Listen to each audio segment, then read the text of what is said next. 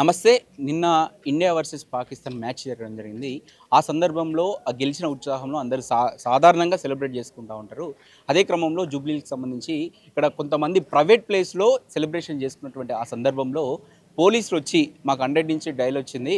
ఇక్కడ మీరు మీ వల్ల డిస్టర్బ్ అవుతుందని చెప్పేసి అక్కడికి వచ్చి ఇష్టం వచ్చినాక వాళ్ళు ఎస్ఐ, ఇద్దరు కానిస్టేబుల్ వాళ్ళందరూ వచ్చి అక్కడ ఉన్నటువంటి ఏదైతే సెలబ్రేట్ చేసుకున్నటువంటి వ్యక్తులు ఉంటారో వాళ్ళని ఇష్టం ఉన్నటువంటి కొట్టడము, తిట్టడము జరిగింది. సో, వాళ్ళ తరపున బాధితుల తరపున ఈరోజు కంప్లైంట్ చేయడానికి జూబ్లీస్ పోలీస్ స్టేషన్‌కి వెంకటస్వామి గారు రావడం జరిగింది. ఒకసారి మాట్లాడదాం. నమస్తే అన్న. ఇది అదే ఇక్కడ చాలా చూస్తూ ఉన్నాం. పోలీసులు సరే వాళ్ళు అక్కడ సెలబ్రేట్ చేసుకున్నప్పుడు వార్నింగ్ చేసో లేకపోతే అవసరమైతే పోలీస్ స్టేషన్‌లో తీసుకురావాలి, ఇక్కడ కూర్చోబెట్టాలి. కానీ ఈ కొట్టడాన్ని ఎలా చూస్తారన్న? దాని గురించే కంప్లైంట్ ఇవ్వడానికి వచ్చినామన్నా ఐఆర్ ఆఫీషియల్స్కి. ఎందుకంటే ఏ విషయం జరిగిందా, ఎందుకు జరిగిందా, ఏముంది అనేది ఒక ప్రైవేట్ ప్లేసెస్కి రావడమే తప్పు. సరే వాళ్ళ కంప్లైంట్ వచ్చింది, వాళ్ళు రావడంలో తప్పు లేదు. దాన్ని డోర్లు పగలగొట్టుకుంటా, గేట్లు పగలగొట్టుకుంటా పైకి వచ్చిర్రు. రావడంతో నువ్వు ఏం చేయాలి? ఏ బాబు ఇదంతా మీరు డిస్టర్బెన్స్ చేస్తారు, చల్ మీరు ఇది చేస్తుంది కరెక్ట్ కాదు, చలో నాడు ఈడియట్స్ అని చెప్పేసి తిట్టి భయపెట్టి నీకు ఒక దెబ్బ కొట్టి వాళ్ళని అడిగి వెళ్ళి పంపించాలి. నిజంగానే న్యూసెన్స్ చేసి ఉంటే వాళ్ళ మీద కేసు వేసి లోపల కూర్చోబెట్టాల్సింది. ఇవన్నీ పక్కన పెట్టి గొడ్డును బాదినట్టు లోపలికి రావడంతో తిట్టుకుంటా ముగ్గురు కానిస్టేబుల్, ఆ ఎస్ఐ సంధ్యారెడ్డి, నలుగురు కలిసి ఒక లాఠీలతోటి గొడ్డును కానీ ఎట్లా బాగుతారో, ఒక పిచ్చి కుక్కను ఎట్లా కొడతామో ఆ మాదిరి దొరికిన వాళ్ళని 5-6 మందిని ఇష్టానుసారంగా, కాళ్ళు లేదు, చేతులు లేదు, తల లేదు, వాళ్ళకి ఒకరికి ఎయిర్ ఫ్రాక్చర్ అయింది, ఫింగర్కి కిందకి ఒకరికి యాంకిల్ పగిలింది, ఒకరికి కాలు మజిల్ పగిలి బ్లడ్ వచ్చేస్తుంది, ఒకరికి ఇదంతా బ్లడ్ క్లాత్ అయిపోయింది, వామిటింగ్లు చేసుకునే విధంగా. అంటే ఇదంతా మేము కల్పించని చెప్పట్లే, పోలీసులు కొట్టారు కదా మేము చెప్పాలని ఏం చెప్పట్లే. వీళ్ళందరినీ కూడా తీసుకుపోయి వాళ్ళ పరిస్థితి చూసి తీసుకుపోయి ఉస్మానియాలో తీసుకుపోతే అక్కడ ఉన్న డాక్టర్స్ చూసి చెక్ చేసి ఎమ్మెల్సీ రాసి వాళ్ళకి 2 టీటీ ఇంజెక్షన్లు, ట్యాబ్లెట్లు, ఎక్స్రేలు అన్నీ రాసిన తర్వాత ఇచ్చిన దాని గురించి నేను మీకు చెప్తున్నా. అంటే అంత బ్రూటాలిటీగా కొట్టాల్సిన అవసరం ఏముంది? ఆమె ఏమంటుందంటే ఎందుకు కొట్టారు మేడం, ఏంది మాకు అని చెప్పి కొట్టిన తర్వాత అడిగితే ఆమంటది మీరు ముస్లింలను ప్రొవోక్ చేస్తున్నారు, హిందూ ముస్లిం గొడవలు రేతెత్తుతున్నారు, ప్రేరేపిస్తున్నారు అంటది. ఎట్లా ప్రేరేపిస్తాం? మేము ఇండియా గెలిచింది, మేము సెలబ్రేట్. ముస్లింలు ఉన్నారా? ఎవ్వరు లేరు. సీనియర్ కాలనీ టెంపుల్ ఉంటుంది, ముస్లింలు అనేవాళ్ళు లేరు. అంటే ఆవిడ సృష్టిస్తుంది అనమాట. ఏమని మీరు ముస్లింలని రెచ్చగొడుతున్నారు, అందుకే మేము ఇంత కొట్టాల్సి వచ్చింది అని. ఎందుకు కొడతాం ముస్లింలు? అసలు ముస్లింలు అన్న మాట ఎందుకు వచ్చింది? హిందూ ముస్లిం అన్న మాట ఎందుకు వచ్చింది? అంటే ఇండియా గెలిచింది, హిందూ అయితే ఉంది, ముస్లిం అయితే ఉంది, సెలబ్రేట్ చేసుకుంటారు. అంటే పాకిస్తాన్ ఓడిపోతే ముస్లింలు ప్రొవోక్ అయిపోయి హిందువులను కొడతారన్న? అంటే ముస్లింలంతా పాకిస్తాన్ అనే కదా మీ అర్థం? మీ మైండ్ సెట్ అదే కదా, అదే ఉంది కదా. అందుకోసమే ఆ మైండ్ సెట్ని మార్చాలని చెప్పి వీళ్ళకి న్యాయం చేయాలని చెప్పి. న్యాయం అంటే ఏం లేదన్న, ఇప్పుడు అదే ఒక కానిస్టేబుల్ మీదనో ఒక ఎస్ఐ మీదనో ఒకటి చేతితే రాష్ట్ర వ్యాప్తంగా పెద్ద హంగామా చేసి వాళ్ళ మీద లేనిపోని కేసులను వేసి వాడిని 3rd డిగ్రీ ప్రయోగించి వాడిని సచ్చేదాకా చేస్తారు. అట్లనే మీరు కామన్ మ్యాన్ మీరు సచ్చేదాకా కొట్టొచ్చా? అదే నేను మీకు ఒక న్యాయం, వాళ్ళకి ఒక న్యాయమా? సో వారి మాటలకి, వారి యొక్క ప్రవర్తనకి, వారి యొక్క మైండ్ సెట్ కూడా ఖరాబ్ ఉంది. ముగ్గురు కూడా రౌడీ షీటర్ లాగా మనము డ్రెస్ చేసుకున్నాము, ఏమని చేయొచ్చు అనే ఒక ఏదైతే వాళ్ళ మైండ్ సెట్ ఉందో అది మారాలని చెప్పేసి దాని మీద వాళ్ళ మీద చర్యలు తీసుకోవాలి, తక్షణమే సస్పెండ్ చేయాలని ఒక పాయింట్ తోటి మేము ఏసీపీ గారిని ఈరోజు కలోనీకి కంప్లైంట్ ఇయడానికి ఎన్ఎస్ఏ రాష్ట్ర నాయకులం అందరం కూడా వచ్చినాం. అంటే ఇప్పుడు చూస్తూ ఉంటే ఎక్కడ కూడా పోలీసులను ఫ్రెండ్లీ పోలీసింగ్ అనేది లేకుండా పోయింది. అసలు ఎవరైనా వస్తే సంఘటన జరిగింది అక్కడికి వచ్చి మాట్లాడాలి, ఏంది అని తెలుసుకునే ప్రయత్నం అది రావడం అది ఎక్కడ కనిపిస్తలేదు. వచ్చడమే కొట్టడము, వీళ్ళు ఒక చిన్న చూపు చూసడము, మాకు డ్రెస్ ఉంది కదా, పవర్ ఉంది కదా, మేము ఏమైనా చేస్తాం, ఆ పొజిషన్ ప్రతి పోలీసులో కనిపిస్తుంది. మీరు దీనిపైన ఏమంటారు? అంటే నేను అదే అంటున్నా, పోలీసులు ఫ్రెండ్లీ నేచర్గా అవతల వాడిని అర్థం చేసుకునే విధంగా ఒక్కొక్క మైండ్ సెట్ ఉంటుంది. వాడిని అర్థం చేసుకొని వాడికి ఉన్న సమస్యను తీర్చే విధంగా ఉండాలి. కానీ వాడి మీద అజమాయిషీ చేయనీకో లేకపోతే వాడిని దౌర్జన్యం చేయనీకో వాడిని కొట్టనీకో వ్యవస్థ లేదు కదా. వ్యవస్థ అనేది నీ సమస్య తీర్చనీకు ఉంది. అంతేగా నువ్వే వ్యవస్థ ఉన్నావు కదా అని చెప్పి దాన్ని క్రియేట్ చేసి నువ్వు రాజువేం కాదు కదా, నువ్వు రాచరిక పాలన ఏం కాదు కదా. ఇది ఎవరినంటే లోపల వేసేసి నువ్వు కొరడా దెబ్బలు కొట్టనీకి అట్లా ఆ కాలాలు పోయినాయి కదా. ఇప్పుడు ఆవిడ కూడా వచ్చినప్పుడు ఏం చేయాలి? ఒకవేళ ఎస్ఐ క్యాడర్లో ఉన్న ఆ వ్యక్తి కాబట్టి వచ్చి 2 దెబ్బలు కొడితే ఒక దెబ్బ కొట్టి చల్ వీడికి నడవరు అని చెప్పేసి తీసుకుపోయి న్యూసెన్స్ కేసు వేయాల్సింది, ఒక పిటి కేసు వేయాల్సింది, లేకపోతే అక్కడ నుంచి పంపించాల్సింది. మాకు 100 డేల్స్ వచ్చినాయి, మీరు పటాకీలు వెలుస్తున్నారు, మీరు మంద అవుతున్నారు, అవి చేస్తారు ఇవి చేస్తారు అని ఎలిగేషన్స్ చెప్పి. ప్రైవేట్ ప్రాపర్టీ కదా, ప్రైవేట్ ప్రాపర్టీ అన్నా సరే వాళ్ళకి నిజంగానే కంప్లైంట్ వచ్చింది అనుకున్నాం, వచ్చే ట్రీట్మెంట్ వేరేగా ఉంటుంది కదా, అది ఫాలో కావాల్సింది. కానీ వాళ్ళు లాక్ అతిక్రమించి ఎట్లా చేస్తారు, దాని గురించే మేము అడుగుతాం. అది కాకుండా నిన్న జరిగింది అయిపోయింది, పొద్దున మళ్ళీ ఏదైతే జరిగిన ఇన్సిడెంట్ ఆ బిల్డింగ్ దగ్గరికి వచ్చి ఆవిడ ఇంకొక ఎస్ఐని పంపించి, ఆయన పేరు ఎస్ఐ విజయ్ అంట, ఆయన వచ్చి ఏమ్రా తమాషా మీరు, నువ్వేమ్రా నువ్వు కంప్లైంట్ పెడతావా, ఎవడొస్తాడు రా కంప్లైంట్ పెడితే, నువ్వు రేపటి నుంచి టిఫిన్ సెంటర్, ఆ పిల్లోడు ఏదో బతుకు తెరువు కోసం ఒక టిఫిన్ సెంటర్ ఒక టీ స్టాల్ నడుపుకుంటాడు, నువ్వు నడుపుతావారా, నువ్వు నా సెక్టర్లో తిరుగుతావారా, మీరందరూ పోయి ఆ మేడంకి వాళ్ళకి కానిస్టేబుల్కి సారీ చెప్పాలి, లేకపోతే బిడ్డ మిమ్మల్ని ఇది చేస్తాం అని చెప్పి డాగులు వేసి వస్తున్నాడు ఆయన. అంటే నువ్వు ఏదైనా చేయొచ్చు అనమాట నువ్వు డ్రెస్ వేసుకొని.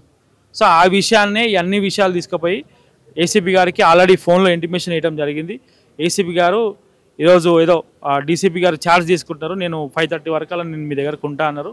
వారి రాక కోసం మేము వెయిట్ చేస్తున్నామన్న, రాగానే తీసుకుపోయి వారికి కంప్లైంట్ ఇస్తాము, వారు ఖచ్చితంగా వాళ్ళని సస్పెండ్ చేయాలనే ఒక డిమాండ్ తోటే ఉన్నామన్న. మీ కార్యకర్త కూడా 100% మా కార్యకర్త సిన్సియర్ కార్యకర్త, మా కార్యకర్త తినుడు తాగుడు అలవాటు ఏం లేదు, వాడు స్టూడెంటు, చదువుకున్నాడు, చదువు అయిపోయింది, ఎంప్లాయిడ్, పార్టీ గురించి సిన్సియర్గా పనిచేసిన వ్యక్తి.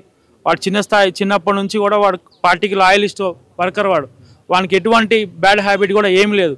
దాంతోపాటు మీలాంటి ఒక జర్నలిస్ట్ కూడా ఉన్నాడు, ఒక జర్నలిస్టు, ఒక ప్రముఖ ఛానల్గా ఉన్న జర్నలిస్ట్ కూడా ఉన్నాడంటే అర్థం చేసుకోండి. అంటే అక్కడ జర్నలిస్ట్కి ఆ మాత్రం సోయి ఉండదా? జర్నలిస్ట్ అనే వ్యక్తి సమాజాన్ని రోజు చూస్తూ ఉంటాడు, పోలీస్ వ్యవస్థ గురించి తెలుసు, అన్ని వ్యవస్థల గురించి తెలుసు. అట్లాంటి జర్నలిస్ట్ కూడా తప్పు చేస్తాడా? ఏం తాగి రోడ్ల మీద డ్యాన్స్లు ఆడుతుంటారా? ఏం లేదు కదా. వాళ్ళ ప్రైవేట్ స్పేస్, ఇండియా గెలిచిందని ఆనందం అందరికీ ఉంది, 40 సంవత్సరాల తర్వాత ఉంది. అంటే నేను ఏమంటున్నా అంటే అన్న, 12:30కే నీకు అంత ప్రాబ్లం ఉంది, 1 గంట వరకు నీలోఫర్ నడుస్తుంది కదా, హంగామా చేస్తారు కదా, 1 గంట వరకు పబ్బులు నడుస్తాయి కదా, 1 గంట వరకు రెస్టారెంట్లు నడుస్తాయి కదా, మరి అవన్నీ డిస్టర్బెన్స్లు కదా. ఇది ఒక్క రోజుకి డిస్టర్బెన్స్ అయిందా ఇది? సో ఇప్పుడు నేను ఏమంటున్నా అంటున్నా, వాంటెడ్లీయా లేకపోతే వాళ్ళ ఆలోచన ప్రవర్తన అట్లా ఉంది కాబట్టి దాన్ని మార్చాలంటే వాళ్ళకి పనిష్మెంట్ కావాలంటే వాళ్ళు సస్పెండ్ చేయాలి. సస్పెండ్ చేస్తే వాళ్ళకి బుద్ధి వస్తుంది, తర్వాత జరుగుతుంది అని చెప్పి మేము ఇక్కడ కాలనీకి వచ్చినాం. మనతో పాటు బాధితులు కూడా ఉన్నారు. అసలు ఏం జరిగింది అక్కడ సిచ్యువేషన్? మేము సెలబ్రేషన్ చేసుకున్నాం అన్న, సెలబ్రేషన్ అయిపోయింది, కూర్చున్నాను నేను కింద కూర్చొని ఫోన్ మాట్లాడుతున్నా, 2 కానిస్టేబుల్ పైకి వచ్చినారు, పైకి నానే మా లాఠీతో కొట్టేస్తున్నారు నాకు ఇద్దరికి. సార్ ఏమని చెప్పాను సార్ అన్నా కూడా ఏమంటారు, కాలుతో అనేసి దొబ్బేస్తున్నాడు. మీ ప్లేసే, మీ ఉన్న ఇల్లు, ఏమున్న ఇల్లే, పైన కూర్చున్నాం, ప్రైవేట్ ప్లేస్ అది, ఎవరు అరగడికి కంప్లీట్ ఎవరు ఇచ్చారంటే అది కూడా ఏం చెప్తలేరు వాళ్ళు. ఎస్ఐ మేడం వచ్చి మీకు ఎందుకు అవన్నీ అని చెప్పి మా ఇద్దరిని కిందకి నూకేసింది. ఆయన క్రైమ్ రిపోర్టర్ కుమార్ అన్న పైన లాక్ వేసి ఆయనను కొట్టినారు. ఇప్పుడు మీకు ఎక్కడెక్కడ దెబ్బలు తాకినాయి మీకు? ఇది బోన్ ఒకటి, ఇది కింద ఇక్కడ బెడ్ వస్తుంది, కొట్టినే లాఠీతోనే, ఇదొకటి ఉంది. ఎవరెవరు కొట్టింది? మెయిన్ గా కానిస్టేబుల్ కొట్టింది, మేము ఆయననే కొట్టింది స్టార్టింగ్. భరత్ ఒక్కడే కొట్టిండు, మీ అందరినీ లోపల వేసి బాక్సింగ్ ఆడతాం మీతో అని ఛాలెంజ్ చేసిండు మాతో. ఎస్ఐ మేడం అడుగుతామో మేము సపోర్ట్ చేస్తే వెళ్ళిపోయింది మన కిందికి, అంతే అన్న. ఇక మనం కొట్టేది ఇంకా మనం గట్టిగా అయినా ఇంకా కింద అంతే. ఇంకే నీకు ఇక్కడ అంటే చెప్పే ప్రయత్నం చేయలేదా? మామూలుగా ఇవ్వలేదు, వచ్చి కొట్టిరండి. ఏం కనీసం ఏమైంది, ఇక్కడ ఏం జరుగుతుంది ఏంది అని చెప్పి ఏం చెప్పలే, డైరెక్ట్ వచ్చి కొట్టేసి. అంటే ఇక్కడ సందర్భంలో బూత్ తిట్టుకుంటూ వచ్చిర్రు అని చెప్పేసి చెప్తా ఉన్నారు. వచ్చారా గలీజ్ బూతులు తిట్టుకుంటూ వచ్చారు వాళ్ళు. గేటింది అనేసి పైకి వచ్చినారు, కింద ఆంటీ కూడా ఉంది, ఆంటీని వీళ్ళందరూ దొబ్బేసి పైకి వచ్చారు. పైకి వచ్చి నన్ను కొట్టిందా దీన్ని కొట్టారు. ఇంకా 2 ఉన్నారు, వాళ్ళు రాలేరు, ఇంట్లోనే ఉన్నారు, వాళ్ళు నడుస్తలేరు, కాళ్ళు ఫ్రాక్చర్ అయిందని ఇంట్లో ఉన్నారు, రాలేరు. అంటే మీ మాటలు వినే ప్రయత్నం కూడా వాళ్ళు చేయలేదా? మేము చిన్న సెలబ్రేషన్ చేసుకుంటున్నాం, ఏమి వింటాలే అసలు, ఏమి వచ్చి కొట్టేస్తున్నారు లాఠీ తీసుకొని. మేడం మా ఇద్దరిని కింద దొబ్బేసి పైన లాక్ వేసింది. కుమార్ అన్న ఏదో ప్రెస్ అయిన ఉన్నాడు, అన్నని పైన పెట్టి లాక్ వేసింది. లాక్ వేసి మమ్మల్ని కింద పంపించేసింది. అవసరమైతే మమ్మల్ని అదుపులో తీసుకొని కాకపోతే ఈ కుట్ర ఆపే ప్రయత్నం ఏం చేయలే ఆమె, ఏం చేయలేము, అందరిని పంపించేస్తుంది అంతే. ఇంకా భరత్ ఆయన ఒక్కడే ర్యాష్గా మాట్లాడుతున్నాడు, ఏం వేసుకోండి, మీ ఇష్టం అని చేసుకోండి, మీ అందరం లోపలేసి బాక్సింగ్ ఆడతాం మీతో అన్నట్టు మాట్లాడుతున్నాను. సరే, ఎన్ఎస్సీ కార్యకర్తగా ఉన్నారు, మీకే ఇలాంటి పరిస్థితి వచ్చింది, రేపు పొద్దున మీకు ఏం చెప్తారు ఈ పోలీసుల పట్ల? ఇలా ఉన్నాను పోలీసు తరపున నేను ఏమున్నా అన్నకే చెప్తా అన్న. ఫస్ట్ అన్న తరపున నేను అన్న ఏం చెప్తే నేను అదే చేస్తాను. అంటే సాధారణ ప్రజలకి ఎట్లా ఇప్పుడు మీరు ఎన్ఎస్ కార్యకర్తగా ఉండి కూడా ఇలాంటి పరిస్థితులు వచ్చినాయి మీకు? వచ్చినా వాళ్ళు ఏం రీజన్ లేకుండా కొట్టేస్తున్నారు కదా అడగకుండానే. నేను నా మాటలు కూడా వాళ్ళు వింటలేరు. నేను చెప్తున్నా వాళ్ళకి ఏదైనా నా మాటలు ఏమి వినకుండా నన్ను దొబ్బేసి కింద లాక్ వేసి ఇవన్నీ కొడితే వాళ్ళకి నెట్లు ఎత్తా నేను చెప్పలేను కదా. ఎందుకు అనుకుంటారు ఈ తీరు పోలీసులది? ఏమన్నా వాళ్ళకే వాళ్ళ ఎందుకుంది ఆ తీరు. అది ఎవరో అట్లా మన కింద ఎవరు చెప్పారో తెలియదు. వాళ్ళు కంప్లైంట్ అడిగితే మాకు ఏం కంప్లైంట్ రాలే అంటున్నారు. కంప్లైంట్ రీజన్ లేదు మీరు ఎట్ట కొట్టిన మేడం అని అడిగిన, అది కూడా వాళ్ళు ఏం సపోర్ట్ చేయట్లేదు. మీకు కొట్టే పవర్ ఏంది, ఎక్కడి నుంచి వచ్చింది అని చెప్పేసి మీరు అడగలేదు ఆ సందర్భం? మాట్లాడిస్తలేదు కదా సార్, కొట్టుడే రాను కొట్టుడే. మాట్లాడిస్తలే కూడా అసలు మేడం కూడా మాట్లాడతలేదు. ఏం మాట వెళ్ళిపోయినా అని ఆమె చిరాకు వెళ్ళిపోతుంది కిందికి. అందరిని తీసుకొచ్చి వ్యాన్లో కూర్చోబెడుతుంది. సరే కూర్చుంటాం మన లోపల పోయినా కూడా మళ్ళీ దింపేసి వెళ్ళిపోయి గమ్మని వాళ్ళందరూ వాళ్ళే వెళ్ళిపోయారు. 2 లక్షలు పోలీస్ స్టేషన్ తీసుకొచ్చి అదేం చేయాలి, ఏం చేయాలి, అదేం వదిలేసి వెళ్ళిపోయాను అంతే. ఏం చేయాలి అన్నకి సందర్భంలో సెలబ్రేషన్స్ ఏంటి దగ్గరనైనా ఎవరైనా ఆనందంలో ఎవరైనా చేసుకుంటారు. సరే చేసుకుంటే మీరు ప్రైవేట్ ప్లేస్ సరే వచ్చి ప్రైవేట్ ప్లేస్లకైనా మీకు ఎవరైనా కంప్లైంట్ ఇస్తే రావచ్చు, ఎంక్వైరీ చేసుకోవచ్చు, అక్కడ ఏం జరుగుతుందో సిచ్యువేషన్ ఎనాలిసిస్ చేయొచ్చు. అది చేసిన తర్వాత సందర్భంలో మీరు ఏం చేయాలి, అవసరమైతే వాళ్ళు ఇల్లీగల్ యాక్టివిటీస్ ఏమైనా చేస్తూ ఉంటే అక్కడ ఏమైనా తప్పు జరుగుతుందని మీకు అనిపిస్తే పోలీస్ స్టేషన్ తీసుకురావాలి, వాళ్ళ మీద కేసు బుక్ చేయాలి. అవసరమైతే దాని చర్యలు ఏందో తీసుకోవాల్సిన అవసరం పోలీసుల పైన ఉంటుంది. కానీ మా ఒంటి పైన యూనిఫామ్ ఉంది, మా దగ్గర పవర్స్ ఉన్నాయి, మేము ఏమైనా చేయొచ్చు అనే ఒక ఉద్దేశంతో ఇష్టం వచ్చినట్టు జనాలను కొట్టడం అనేది ఇది కరెక్ట్ కాని పద్ధతి. అంటే ఫ్రెండ్లీ పోజింగ్ అని మనం చెప్పుకుంటూ ఉంటాం, మరి ఇక్కడ ఫ్రెండ్లీ పోజింగ్ అనేది ఎటుపోయింది?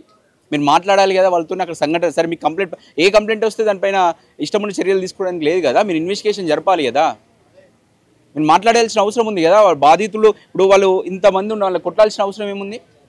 అసలు సెలబ్రేషన్స్ ఆఫ్ చేయండి సరిపోతుంది, మీరు ఇక్కడి నుంచి వెళ్ళిపోండి అంటే వెళ్ళిపోతారు కదా వాళ్ళు అక్కడి నుంచి. అవసరమైతే పోలీస్ స్టేషన్ తీసుకొచ్చేది ఉండే. ఇదంతా చేయాల్సినటువంటి పోలీసులు మాకు పవర్స్ ఉన్నాయి, ఏం పవర్స్ ఉంటే కొట్టే అధికారాలు మీకు ఎక్కడి నుంచి వచ్చినాయి? మరి ఇదే రాజ్యాంగం అందరికీ ఉంది కదా. ఇక్కడ మీకు ఏవే పవర్స్ ఇచ్చిర్రో, ఇక్కడ ఏ చట్టాలు ఉన్నాయో వీళ్ళకి అవే చట్టాలు ఉంటాయి, మీకు అవే చట్టాలు ఉంటాయి కదా. అంటే మేము ఇప్పుడు ప్రస్తుతానికి మీ దగ్గర అధికారంలో వచ్చు, కానీ ఇక్కడ వీళ్ళకి జస్టిస్ వీళ్ళని కొడితే అనుకో దాని రివర్స్ కూడా మీపైన కేసులు బుక్ అవుతాయి కదా. ఆలోచించాలి కదా. పోలీసులేమో రాజ్యాంగానికి అతీతం కాదు కదా, వాళ్ళు కూడా సమాజంలో భాగమే కదా. ఆలోచించాల్సిన అవసరం ఉంది కదా. ఇవన్నీ చేయకుండా ఇష్టం ఉన్నచ్చినట్టు నలుగురు కొట్టడం, అసలు కొట్టడం ఈ తరహా వ్యవహారం అసలు ఎందుకు జరుగుతుందో పోలీసులు నాకు అర్థమవుతలేదు. అలాంటి పరిస్థితులు ఎందుకు వస్తూ ఉన్నాయి? ఓపికతోని చిన్న ప్రాబ్లం, చిన్న ఇష్యూని ఇంతవరకు తీసుకొచ్చారు. ఈరోజు వాళ్ళు అక్కడ చెప్తా ఉన్నారు. ఇలాంటి స్వేచ్ఛ లేనప్పుడు, సమాజంలో ఇలాంటి స్వేచ్ఛను కూడా పోలీసులు కల్పించలేనప్పుడు ఇలాంటి పరిస్థితులు పురాణముతో అంటే ఇక్కడ ఇలాంటి పరిస్థితులు ఇంకా కనిపిస్తూ ఉంటాయి. వాళ్ళు సెలబ్రేషన్ చేసుకుంటే చిన్నది చేసుకుంటారు, ఎవరైనా కామన్ అది. దాన్ని మీరు ఇంత ఇష్యూ చేసి ఇంత దారుణం ఏముంది? వీళ్ళకు చూపిస్తా మీకు. ఇక్కడ వాళ్ళు హాస్పిటల్కి ఏదైతే ఉందో ఇలా ఇంత దారుణంగా ఇంత దారుణంగా కొట్టాల్సిన అవసరం లేదు.